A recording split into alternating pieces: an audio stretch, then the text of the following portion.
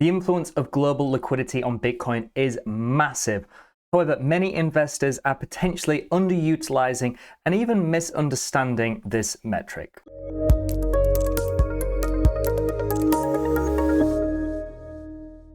Today we're going to be looking at the influence of global liquidity on BTC. Now this is definitely a hot topic on social media platforms like X, Twitter, whatever you want to call it, and lots of big influencers are looking at these charts to potentially get some idea of what BTC may do next. And what you can immediately see is, of course, there's an obvious correlation between these two metrics.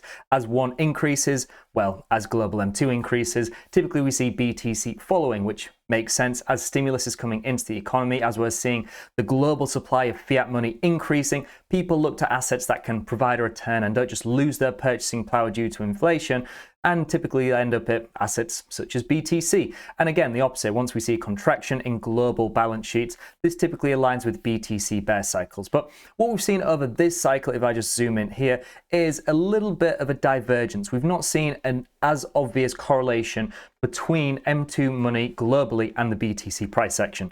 For example, during Bitcoin's ranging price action here, we saw this M2 just pretty much non-stop increasing. And then as we were massively rallying to the upside, we actually saw this decreasing. So many people are wondering if this is still a viable metric to be using, and if it is, how to best utilize it. So one thing I like to use instead of just a default global M2 money chart, because over the long term, this is just increasing practically all the time. What we can see if I just scroll down and just expand this here. Of course, there's periods where this is decreasing alongside BTC, but for a vast majority of the time, this is going up regardless.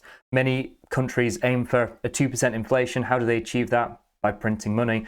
What I like to look at instead of that is the global M2 versus BTC year-on-year chart. Now this actually looks at the rate of appreciation or depreciation in global M2 rather than just the normal value of it increasing or decreasing. And what we can see is this gives a clear and obvious correlation and influence on the BTC price section. Again, looking at the BTC year-on-year returns in black here, we can see that these move up pretty much perfectly in tandem, bottoming out and increasing at pretty much the exact same pace. And what we can see, even though BTC over the past few months has been increasing, although over the past couple of weeks has not looked great, we can see that its year-on-year rate of change has actually been pretty flat, pretty constant.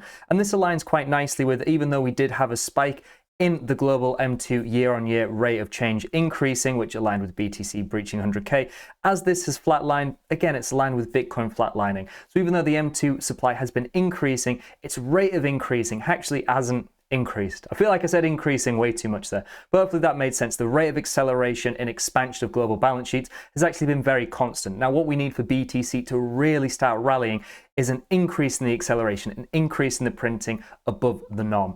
What we can also see is there's a little bit of a delay in the influence of this metric on BTC. Now what we can do is if I just go to this tweet here from Raoul Pal of Real Vision, what we can see is he has identified this delay quite accurately, and he's outlines this as a 10-week lead on the BTC price action. So the global liquidity is the black line here, essentially moves a few weeks ahead of BTC moving. So especially as we've seen BTC decrease, aligning with the global liquidity supply decreasing, maybe there's about a 10-week lag before we see BTC start having a positive influence as a result of this liquidity increase.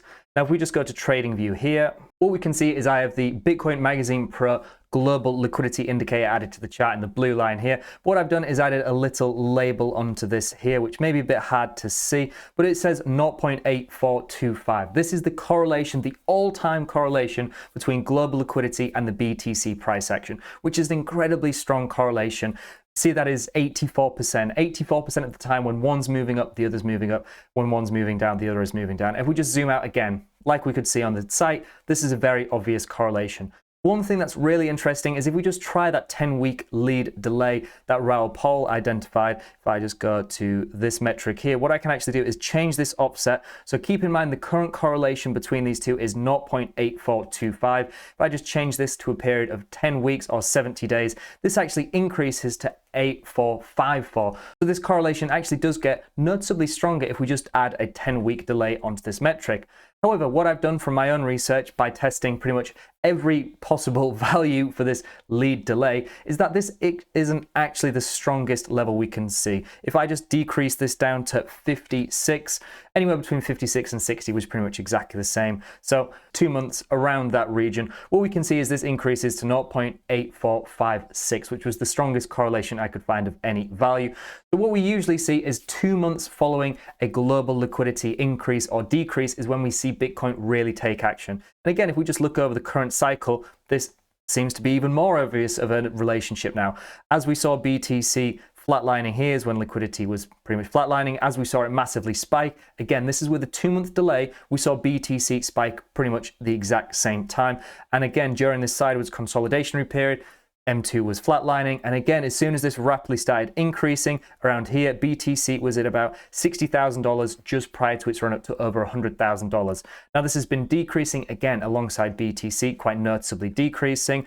What we can see if I just zoom into the chart here is now this is pretty much exactly where we'd anticipate BTC to have had this big downwards move, but now potentially start stabilizing and have some choppy sideways consolidationary price action until potentially somewhere around the end of March, the 27th, 28th, around then of March, we would see this big spike up in global M2 liquidity.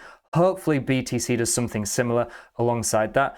And then following that, again, probably some price action consolidation following a big volatile move to the upside. So definitely an interesting one to watch. And if you are looking at global M2, just realize it's not something that you can just take at face value. It's great to use as a lagging indicator looking at something like this, or if we just go back to here, using the year-on-year data. So rather than just looking at the raw value, like we said, looking at the acceleration or deceleration of this contraction and expansion. So just to summarize, global M2 has a very strong, not correlation, but influence on the Bitcoin price action, with expansions in global fiat supplies resulting in more bullish periods of price action for BTC, and vice versa as well. Once we see contractions in these big balance sheets, again, BTC typically struggles to accumulate too much. But looking at the pure global M2 money supply may not always be the most useful metric. Like we can see, there are definitely periods where it's contracting, but on a whole, it's typically usually increasing over a long enough time scale. So that may not be the best number just to look at, just to say, oh, well, M2 is increasing. It's usually increasing. What we need to look at is something like the year-on-year trend to compare the rate of increase or decrease to a previous average. And then from that, it gives us a more accurate indication of what BTC could do next. And along with that, if we observe a correlation between Bitcoin and the lagging M2 data, typically around 2 months, this does give us an even stronger correlation and influence of this number on the BTC price action. And given where the BTC price action is now following the crash to around $80,000, it may be a few more weeks before we see BTC really recover due to the influence of global M2 supply increasing, which would take us to around the end of March, hopefully where we can see a period of positive price action. If you like this video, then please visit bitcoinmagazinepro.com, where our analytics help you to cut through the noise to make informed, data-driven decisions about Bitcoin. With over 150 live charts, personalized indicator alerts, in-depth crypto interview reports, API access, and more, all for a fraction of the standard industry price. And let me know in the comments below and on social media, is global M2 something you track to help with your investing? If not, even in Bitcoin, we can see a correlation between M2 money supply and traditional markets like the S&P 500, US equities and gold, etc. Is this something you use, or do you look at other factors? Do you stick to mainly just on-chain or technical data? Whatever your thoughts are, let me know in the comments below and on social media. I look forward to reading and replying to them. Thank you all very much for watching, and I'll see you in the next one.